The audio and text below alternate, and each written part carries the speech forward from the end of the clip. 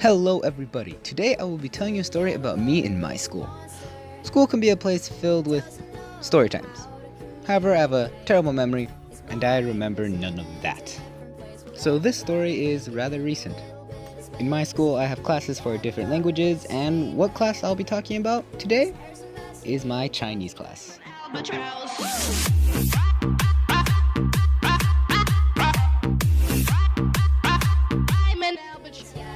Out of all the different Chinese classes, my Chinese class does not have the best behaved people in it. I got all of the class clown and troublemaker kids. So it's basically the worst class for my teacher. Let's call my teacher Mrs. Ching. Now, Mrs. Ching's first language is in English, and she doesn't speak perfect English 100% of the time.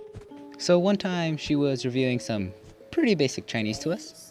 And how she does it is she writes the characters, then the pinyin, the way to pronounce it, and finally the English.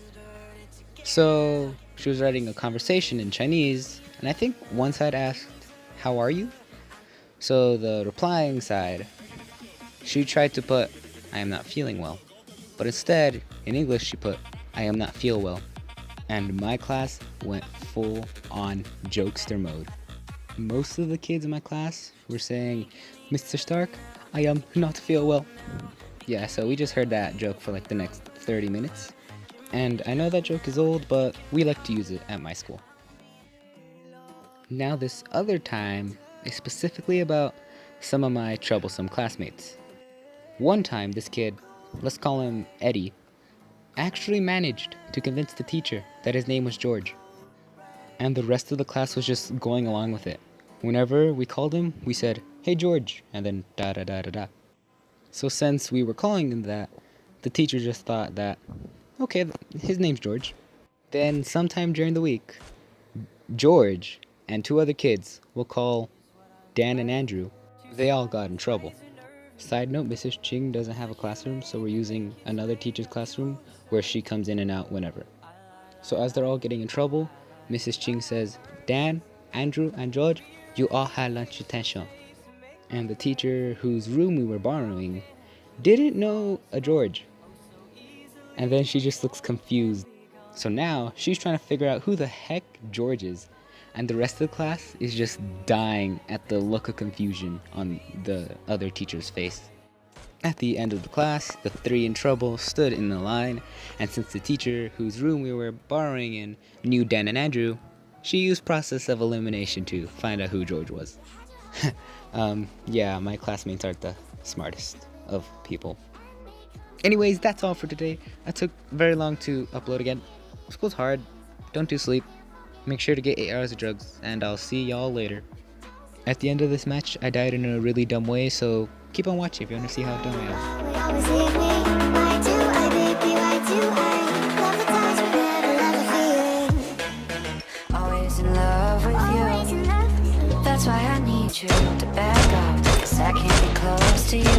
So fuck it, I don't wanna be a friend. I'm missing you and I don't care what anybody says. So come and take a leap over the edge, 'cause I don't wanna die wishing you were mine. No, fuck it, I don't wanna be a friend. I'm missing you and I don't care what anybody says.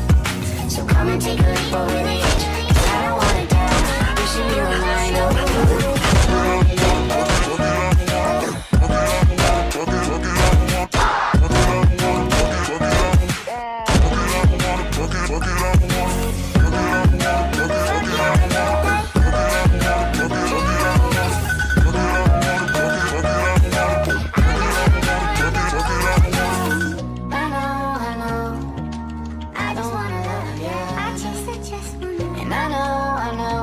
You're a little scared that I don't wanna love you. No, don't. I just wanna fuck it up, be a friend. I'm missing you and I don't care what anybody says. So come and take a look over the edge, 'cause I don't wanna die wishing you were mine. No, fuck it, I don't wanna be a friend. I'm missing you and I don't care what anybody says. So come and take a look over the edge, 'cause I don't wanna die wishing you were mine. Oh. I wish you